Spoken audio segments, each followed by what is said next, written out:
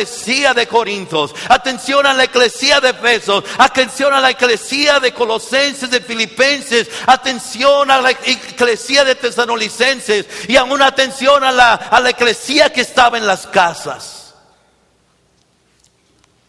Porque esa es la intención de Dios, ese es el diseño. Esta es la intención de Dios en Efesios capítulo 3 versículo 10, que las iglesias se activen y hagan su trabajo como Él lo diseñó y lo ordenó. A través de esta asamblea llamada eclesía, Dios quiere demostrar su amor y el poder de su gloria a través de la entidad, la organización, la cual es la iglesia. Y quiero decirte que es la iglesia la cual ha sido perseguida, es la iglesia la cual ha querido ser destruida por el diablo. Pero aún en este día podemos decir que la iglesia se mantiene en un estándar en la cual Dios puede derramar de su espíritu para que la iglesia vaya y haga el trabajo para lo cual Dios la diseñó. Efesios capítulo 3 versículo 10 dice: para que la multiforme sabiduría de Dios sea ahora dada a conocer por medio de la iglesia a los principados, potestades en los lugares celestiales, lo cual es el propósito para lo cual hizo el trabajo Jesucristo. Nosotros, digan nosotros, somos esa organización. Nosotros somos ese organismo, esa entidad. ¿De quién cree usted que es el trabajo? Muchos piensan que es el trabajo del pastor. Pero la iglesia no está conformada solo por el pastor. La iglesia está conformada por diferentes personalidades, por diferentes personas, las cuales fueron salvas por nuestro Señor Jesús. ¿Pueden decir amén? Todo está basado en propósitos. Y quiere decir, la iglesia, el propósito de Dios para la iglesia es para que dé a conocer la multiforme sabiduría de Dios a este mundo perdido. Hay muchas otras entidades y organizaciones que tienen diferentes propósitos. El propósito de la Cruz Roja es diferente al de la iglesia. El propósito de la Cruz Roja es dar sangre o atender a aquellos que han sido afectados por algún terremoto, algún tsunami, algún desastre natural. Pero el propósito de la iglesia es que la humanidad se salve y vaya al cielo. Pueden decir amén. El propósito de Microsoft es hacer más fácil el uso de las PCs. El propósito de Hollywood es producir más películas y entretener a la audiencia. El propósito de los Boy Scouts de América es de enseñar a niños a sobrevivir aún en los bosques. El propósito de Las Vegas es de entretener con sus casinos. El propósito de Starbucks es de relajar la mente, según eso, con su famoso café. Pero el propósito de la iglesia es más grande, es más sublime y existe para levantar a Jesús en alto y llevar las buenas nuevas del evangelio por todo el mundo.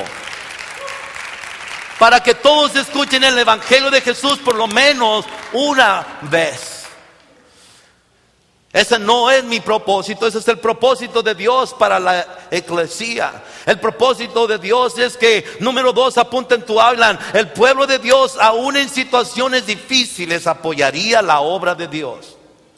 Escúchenme bien, quizás tú y yo podemos decir que vivimos hoy en tiempos difíciles, en tiempos cruciales.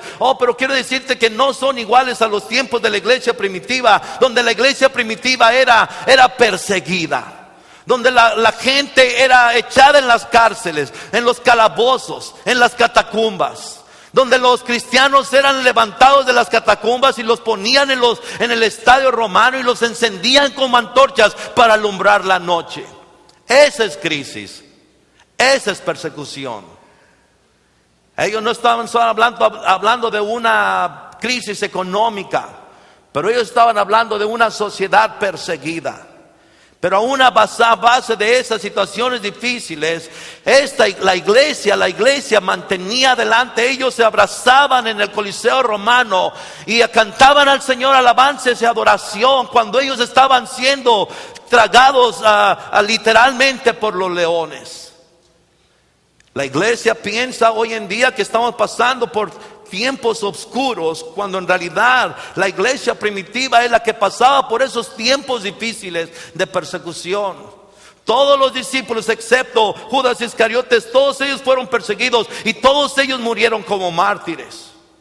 Uno de ellos fue arrastrado por la ciudad, por caballos, otro fue despellejado totalmente de su cuerpo, otro fue apedreado hasta morir.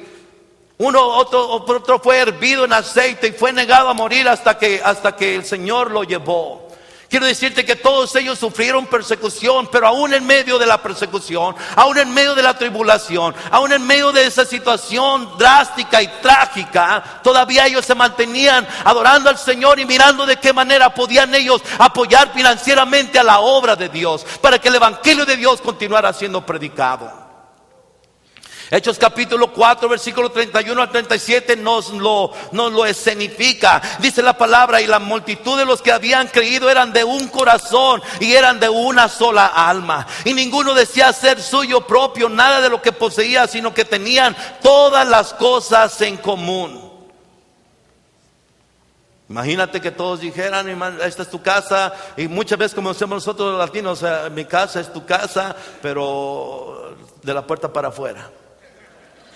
Como recuerdo cuando fui a Nicaragua, y estando allá en ese país, me recibió un hermano y muy amable, muy atento el muchacho, y le digo: me cae muy bien usted, ¿cómo se llama? Y dice: me llamo fulano de tal, para servirle a Dios y a usted, nomás no me moleste. Ellos no, ellos tenían un corazón y un alma. Ninguno decía ser suyo propio nada de lo que poseía. Versículo 33: y con gran poder los apóstoles daban testimonio de la resurrección del Señor Jesús, y abundante gracia era sobre todos ellos. Versículo 34: así que no había entre ellos ningún necesitado, porque todos los que poseían heredades o casas las vendían y traían el precio de lo vendido. Esta es la iglesia primitiva, la iglesia del primer siglo.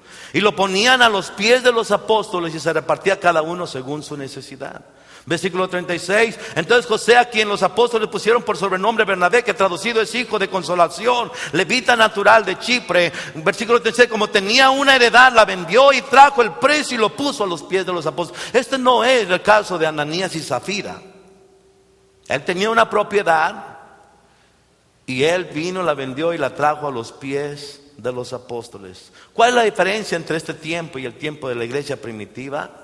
La iglesia del primer siglo, ellos eran de un corazón y de una sola alma.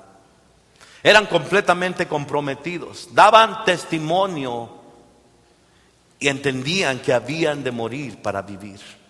Hoy la diferencia entre ellos y nosotros, hoy ya nos queremos ir al cielo, Señor, ya ven por nosotros, Señor, estamos pasando grande tribulación, debo como 3 biles, Señor. Señor, mi auto se me ha descompuesto. Antes algunos de ellos, escúchame bien, no tenían camellos, no tenían caballos, no tenían mulas. Hoy en día por lo menos tú tienes un Chevy, un Ford, ya no digamos un Lamborghini, un Maserati, Mercedes, por lo menos tienes un Toyota, Nissan. ¿Pueden decir amén? Pero hoy en día nosotros ya nos queremos ir. Hoy no queremos más que un servicio a la semana. Hermano, por favor, no nos vaya a poner otro servicio. Hoy si vamos a México queremos auto con aire acondicionado. Hoy si vamos a ir a un viejo misionero preguntamos si la iglesia nos lo va a pagar. Hoy vamos a la iglesia si no tengo visita o si no es puente festivo. Si es puente festivo yo ando por allá en otros lugares, dice usted. Hoy en domingo la gente pregunta: ¿vamos a ir a la iglesia? Esa pregunta ni se pregunta. Cuando le pregunten a usted: ¿vamos a ir a la iglesia? No le dé desayunar a ese hombre. O al revés, hasta después.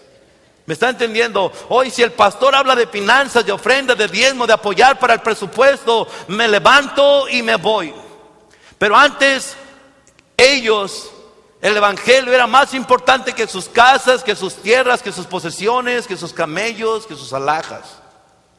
Pero debemos darnos cuenta nosotros hoy en día que la iglesia Dios la diseñó para ser soportada aún en tiempos de crisis, aún en tiempos de economía. Pueden decir amén. Y fíjense bien, hermanos, ellos aún a pesar de, inciso apunta allí, aún a pesar de su pobreza extrema, no estamos hablando de una pequeña pobreza, de una grande pobreza, no estamos hablando de una extrema pobreza. La Biblia dice en 2 Corintios 8, versículo 1 al versículo 4.